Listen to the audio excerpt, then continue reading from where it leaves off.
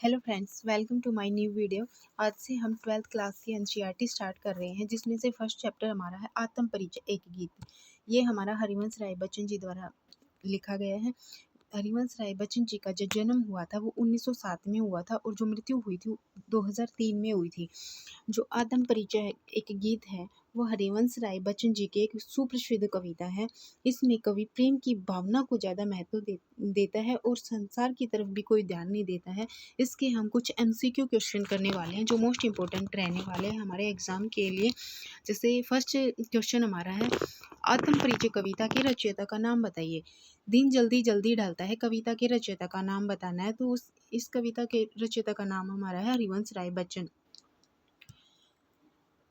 हरिवंश राय बच्चन का जन्म कब हुआ था? हरिवंश राय बच्चन का जन्म हुआ था 1907 ईस्वी में।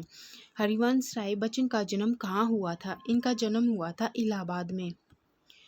हरिवंश राय बच्चन ने किस विश्वविद्यालय से पीएचडी की उपाधि प्राप्त की थी? इन्होंने कैम्ब्रिज विश्वविद्यालय से पीएचडी की उपाधि प्राप्त की थी। आत्म परिचय कविता बच्चन की किस कविता संग्रह में संकलित है? तो ये हमारा निशा निमंत्रण में शामिल है। हरिवंश राय बच्चन किसके प्रवर्तक? हरिवंश राय बच्चन हालावाद के प्रवर्तक रहे हैं। हरिवंश राय बच्चन की आत्मकथा कितने खंडों में है? 4 खंडों में विभाजित है। हरिवंश राय बच्चन की जो आत्मकथा है वो 4 खंडों में विभाजित है। हरिवंश राय बच्चन किस भावना के कवि हैं?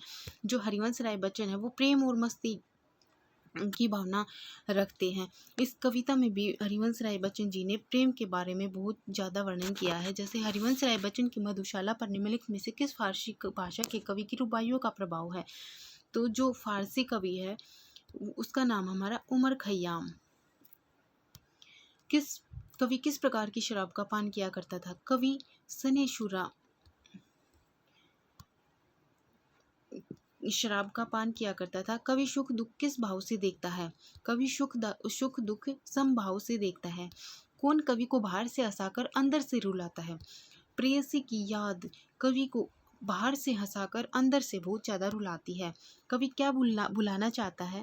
कवि सीखा हुआ ज्ञान भुला देना चाहता है। कवि रोज क्या बना बनाकर मिटाता है? अनगणित जग बना बनाकर मिटा देता है। कवि अपने रोदन में क्या लिए फिरता है? कवि अपने रोदन में राग लिए फिरता है। कवि किसका भार लिए फिरता है? कवि जग जीवन का राग लिए फिरता है। कवि कैसा वेश धारण किए फिरता है? कवि दीवानों का वेश धारण किए फिरता है। आत्म परिचय कविता में कवि का क्या संदेश है? आत्म परिचय कविता में कवि मस्ती का संदेश देता है। निम्नलिखित में से कवि क्या लिए नहीं फिरता है? चमन की बहार लिए नहीं फिरता है।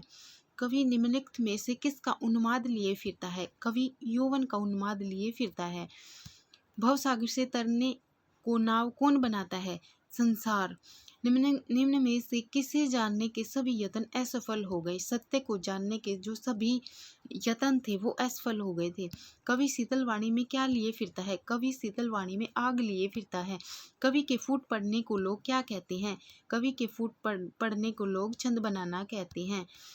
कवि संसार से अपने आप को क्या कहलवाना चाहता है? कवि संसार से अपने आप को दीवाना कहलवाना चाहता है। कवि कैसा संदेश लिए फिरता है? कवि मस्ती का संदेश लिए फिरता है। दिन जल्दी जल्दी ढलता है कविता में कवि के हृदय में कैसे भाव भरे हुए हैं? दिन जल्दी जल्दी ढलता है कविता में विह्वलता के भाव भरे हुए हैं। दिन ढलने के साथ ही बच्चे कहाँ से झांकने लगे होंगे? नीड़ों से झांकने लगे होंगे। पथ में रात हो जाने के डर से कौन जल्दी जल्दी चलता है? जो पथिक है वो जल्दी जल्दी चलता है कि कहीं रात ना हो जाए। दिन में पंथी क्या पाने की कामना करते हैं? दिन में पंथी मंजिल को पाने की कामना करते हैं। किसके बच्चे प्रत्याशा में हैं? चिड़िया के बच्चे प्रत्याशा में हैं। देखो ये HBS 2010 और 11 में भी आया हुआ क्वेश्चन है। जो भी क्वेश्चन है मोस्ट इम्पोर्टेंट रहने वाले हैं सभी। किसका ध्यान करके चिड़िया के परों में चंचलता आ जाती है? अपने बच्चों का ध्यान करके चिड़िया के परों में चंचलता आ जाती है। सिगर अपने बच्चों के पास पहुंचने की इच्छा चिड़िया के किस प्रक्रिया से प्रकट होती है? तेज उड़ने से।